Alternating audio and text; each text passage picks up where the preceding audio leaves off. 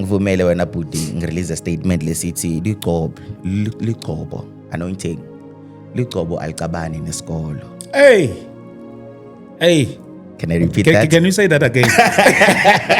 Can you say that again? Ngivumele bhuti ngithi mina liqobo anointing liqobo alicabani nesikolo. Liqobo alicabani nesikolo.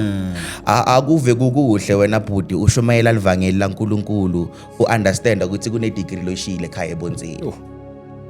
Yeah, isele ihleli. Kodwa uNkulunkulu decided ukuthi no uyangifuna emsebenzini wakhe. If you can understand ke ukuthi sibani labasha asivutheni emoyeni sishise futhi sihambe namoya ongcwele kodwa sibe sifunzile. I think that's the one thing that has been my heart. Ukuthi bhuti liqobo alicabani nesikolo man. Liqobo alicabani nesikolo bhuti liqobo alicabene nje nesikolo. Jesus bekahlala etempelini at the age of 12 years. At the age of 12 years bekahlala and have discussions about the word, about scriptures.